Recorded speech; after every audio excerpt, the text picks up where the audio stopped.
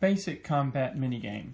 In this minigame, you will only be using the cards and tokens for the player. You can use a dummy player if you're playing in solitaire mode. You will only be using 4 tiles from the game, the Day-Night board, pull out the Marauding Orcs card, and the Marauding Orcs tokens. The goal of this minigame is to defeat all Marauding Orcs within one daytime round. The tiles we will use in the game is Tile A, Tile 1, 2, and 5. Shuffle the Orc tokens and place one face up on each of the swords. For the basic game, we will ignore any special abilities and resistance. If you have a token with the summons on it, consider that to be an attack of 4. Place the wound cards over to the side where they can be easily accessed. The next step would be to put out the Day-Night card and create your mana source. Now, the number of mana die that you use depends upon the number of players, like the unit offer. So if you have 2 players, you have 1 for each player, plus 2 additional. When you put your mana source out, less than half of them can be depleted. For the basic combat minigame, we won't be recruiting units, so we don't need the command tokens. We also won't be using the skill tokens because we will not be leveling up. You can place your level token up to show that you have an armor value of 2 and a hand limit of 5. The dummy player is used to control pacing if you're playing in the solitaire mode. All you need for the dummy player is the dummy player card, their basic actions, and the turn token. At the bottom of a hero card are 3 colored dots, and those will represent crystals. So in this case, we put 2 blue crystals and 1 red crystal. Next, separate out the daytime tactic cards and the nighttime tactic cards and place them to the side. The level token shows your hand card limit, and so at the beginning of the game you will draw that many cards into your hand. The players now choose their tactic cards. They can look at their hand to decide which card that they would like to choose. The player that chose their hero last chooses the tactic card first in the first round. If you're using the dummy player chooses last, just a card that is chosen at random. The large numbers on the tactic cards tell you the turn order. The hero tokens are placed from top to bottom in turn order next to the Day-Night board. When a player begins the game, their character is placed on the portal.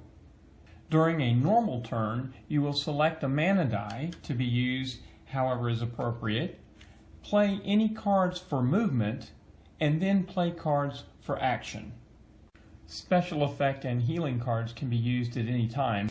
For the dummy player's turn, if he's out of cards, he announces end of round, and all the other players have a chance to play their one more turn. If the deed deck is not empty, he flips over 3 cards.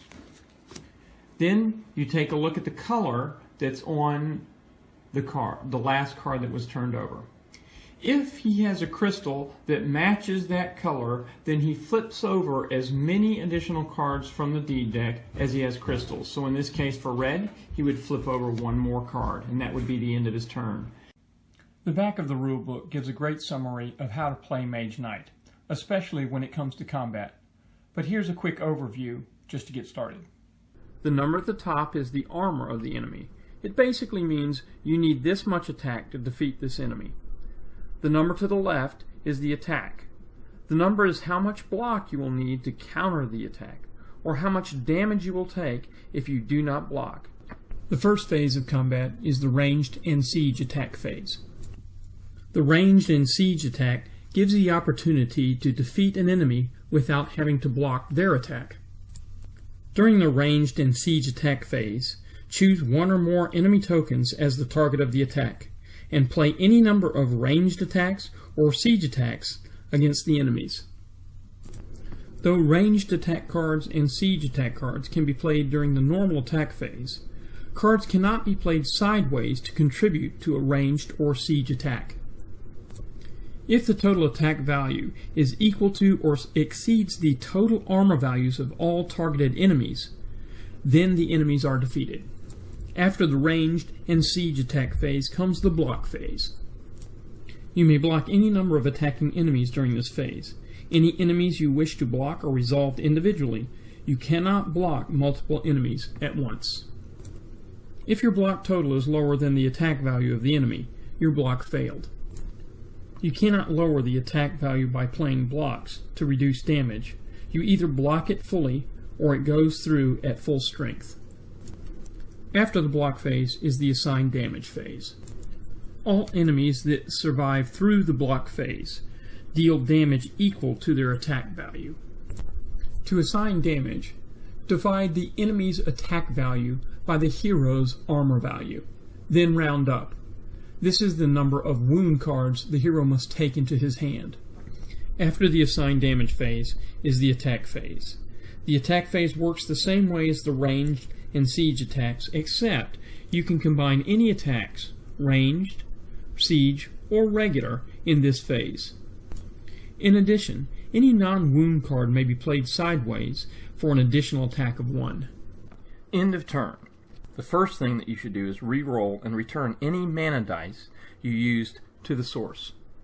Next, you should return mana tokens back to the bank and discard the cards that you have played. Finally, draw cards from the deed deck into your hand until you reach your hand limit. When the dummy player has run out of cards, he will declare end of round, and you have one more turn to play your cards. The minigame is over when either you have defeated all of the orcs, or the round has ended either because the dummy player has called end of round, or you have run out of cards. To increase the difficulty, you can either add more tiles or play the advanced combat variation. Have fun!